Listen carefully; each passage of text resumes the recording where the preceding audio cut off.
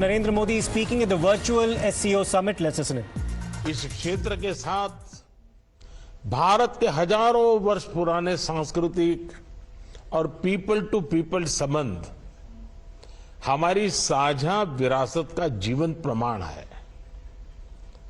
हम इस क्षेत्र को एक्सटेंडेड नेबरहुड ही नहीं, एक्सटेंडेड फैमिली की तरह देखते हैं।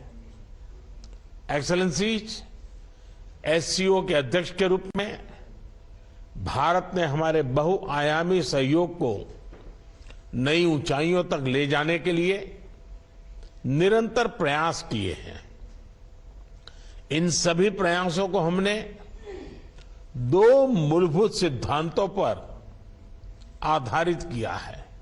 पहला, वसुधैव कुटुंबकम, यानी पूरा विश्व एक परिवार है। यह सिद्धांत प्राचीन समय से हमारे सामाजिक आचरण का अभिन्न अंग रहा है और आधुनिक समय में भी हमारे लिए एक नई प्रेरणा और ऊर्जा का स्रोत है। और दूसरा, सिक्योर यानी security, economic development, connectivity, unity, respect for sovereignty and and territorial integrity and environmental protection, यह हमारी अध्यक्षता का थीम और हमारे एससीओ के विजन का प्रतिबिंब है।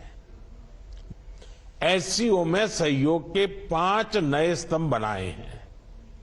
Startups and innovation, traditional medicine, youth empowerment, digital inclusion तथा shared Buddhist heritage. Excellencies, Bharat ने एससीओ की अपनी अध्यक्षता के अंतर्गत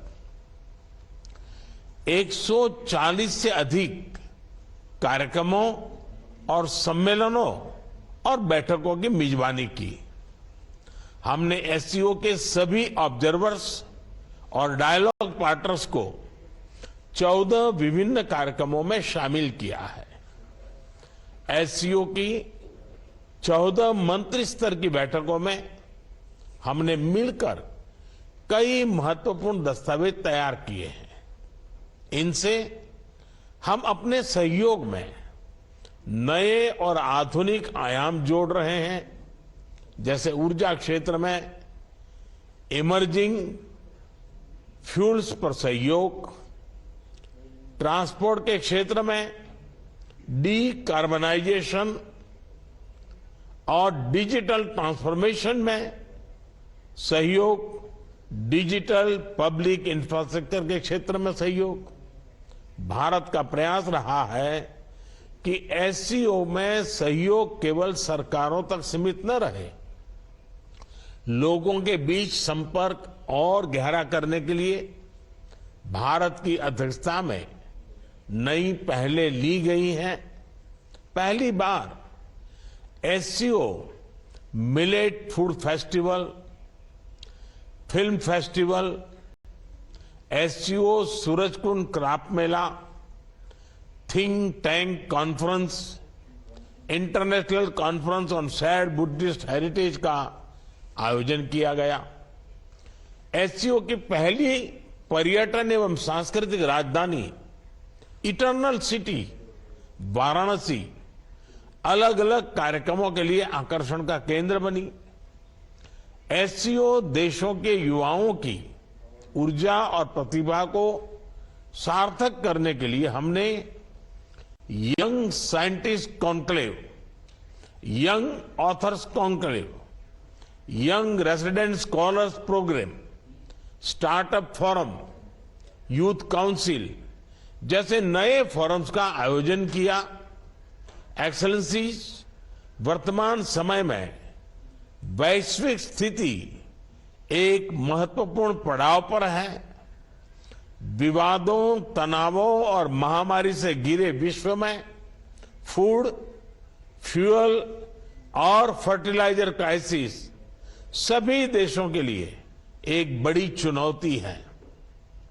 हमें मिलकर यह विचार करना चाहिए कि क्या हम एक संगठन के रूप में हमारे लोगों की अपेक्षाओं और आकांक्षाओं को पूरा करने में समर्थ है। क्या हम आधुनिक चुनौतियों का सामना करने में सक्षम हैं? क्या एससीओ एक ऐसा संगठन बन रहा है जो भविष्य के लिए पूरी तरह से तैयार हो? इस विषय में भारत एससीओ में सुधार और आधुनिकीकरण के प्रस्ताव का समर्थन करता है। एससीओ के अंतर्गत भाषा संबंधी बाधाओं को हटाने के लिए हमें भारत के AI based language platform Bhashini को सभी के साथ साझा करने में खुशी होगी। यह digital technology for inclusive growth का एक उदाहरण बन सकता है। यूएन सहित अन्य वैश्विक संस्थानों में भी सुधार के लिए एससीओ एक महत्वपूर्ण आवाज बन सकता है। मुझे खुशी है कि आज ईरान एससीओ परिवार में एक नए सदस्य के रूप में जुड़ने जा रहा है। इसके लिए मैं राष्ट्रपति राइसी और ईरान के लोगों को बहुत बहुत शुभकामनाएं देता हूं। साथ ही हम बेलारूस की एससीओ सदस्यता के लिए मेमोरेंडम ऑफ ऑब्लिगेशन पर हस्ताक्षर करने का स्वागत करते हैं। आज एससीओ से जुड़ने में अन्य देशों की रुचि इस ऑर्गेनाइजेशन के महत्व का प्रमाण है।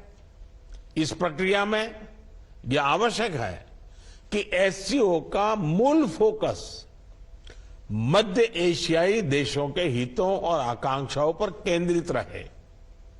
एक्सेलेंसी, आतंकवाद क्षेत्रीय एवं वैश्विक शांति के लिए प्रमुख खतरा बना हुआ है। हम चुनौती से निपटने के लिए निर्णायक कार्रवाई आवश्यक है। आतंकवाद चाहे किसी भी रूप में हो, किसी भी अभिव्यक्ति में हो, हमें इसके विरुद्ध मिलकर लड़ाई करनी होगी। कुछ देश क्रॉस बॉर्डर टेररिज्म को अपनी नीतियों के इंस्ट्रूमेंट के रूप में इस्तेमाल करते हैं, आतंकवादियों को पनाह देते हैं। एससीओ को ऐसे देशों की आलोचना में कोई संकोच नहीं करना चाहिए। ऐसे गंभीर विषय पर दोहरे मापदंड के लिए कोई स्थान नहीं होना चाहिए। टेरर फाइनेंसिंग से निपटने के लिए हमें भी आपसी सहयोग बढ़ाना चाहिए। इसमें एससीओ के रेट्स मैकेनिज्म की महत्वपूर्ण भूमिका रही है। हमारे देशों के युवाओं के बीच रेडिकलाइजेशन के फैलावे को रोकने के लिए भी हमें और सक्रिय रूप से कदम उठाने चाहिए। रेडिकलाइजेशन के विषय में आज जारी की जा रही ज्वाइंट स्टेटमेंट हमारी साझा प्रतिबद्धता का प्रतीक है। एक्सेलेंसी, अफगानिस्तान की स्थिति का हम सभी की सुरक्षा पर सीधा प्रभाव पड़ा है। अफगानिस्तान को लेकर भारत की चिंताएं और अपेक्षाएं एससीओ के अधिकांश देशों के समान है। हमें अफगानिस्तान के लोगों के कल्याण के लिए मिलकर प्रयास करने होंगे। अफगान नागरिकों को मानवीय सहायता, एक समावेशी सरकार का गठन, आतंकवाद और ड्रग तस्करी के विरुद्ध लड़ाई तथा महिलाओं, बच्चों और अल्पसंख्यकों के अधिकारों को सुनिश्चित करना हमारी साझा प्राथमिकताएं हैं। भारत और अफगानिस्तान के लोगों के बीच सदियों पुराने मैत्रीपूर्ण संबंध रहे हैं। पिछले 2 दशकों में हमने अफगानिस्तान के आर्थिक और सामाजिक विकास के लिए योगदान दिया है। 2021 के घटनाक्रम के बाद भी हम मानवीय सहायता भेजते रहे हैं। यह आवश्यक है कि अफगानिस्तान की भूमि पड़ोसी देशों में अस्थिरता फैलाने या एक्सट्रीमिस्ट विचारधाराओं को प्रोत्साहित करने के लिए उपयोग न की जाए। एक्सेलेंसी, किसी भी क्षेत्र की प्रगति के लिए मजबूत कनेक्टिविटी का होना बहुत ही आवश्यक है। बेहतर कनेक्टिविटी आपसी व्यापार ही नहीं, आपसी विश्वास भी बढ़ाती है।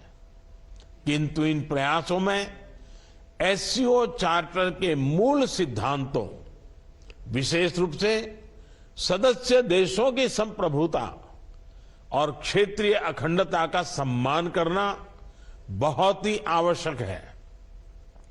ईरान की एससीओ सदस्यता के बाद हम चाबहार पोर्ट के बेहतर उपयोग के लिए काम कर सकते हैं। मध्य एशिया के लैंडलॉक देशों के लिए international north south transport corridor Indian ocean तक पहुंचने का एक सुरक्षित और सुगम रास्ता बन सकता है। हमें इसका पूरा पोटेंशियल रियलाइज करना चाहिए। एक्सेलेंसी, एससीओ विश्व के 40% लोगों और वैश्विक अर्थव्यवस्था के लगभग 1/3 का प्रतिनिधित्व करता है और इस कारण यह हमारी साझा जिम्मेदारी है कि हम एक दूसरे की जरूरतों और संवेदनशीलताओं को समझें, बेहतर सहयोग तथा समन्वय के माध्यम से सभी चुनौतियों का समाधान करें और हमारे लोगों के कल्याण के लिए निरंतर प्रयास करें। भारत की अध्यक्षता को सफल बनाने में आप सबसे हमें निरंतर सहयोग मिला, इसके लिए मैं आप सभी का बहुत बहुत धन्यवाद देता हूं। मैं एससीओ के अगले अध्यक्ष कजाकिस्तान के राष्ट्रपति और मेरे मित्र प्रेसिडेंट तोकायेव को पूरे भारत की ओर से बहुत बहुत शुभकामनाएं देता हूं। एससीओ की सफलता के लिए भारत सभी के साथ मिलकर सक्रिय रूप से अपना योगदान देने के लिए प्रतिबद्ध है। बहुत बहुत धन्यवाद।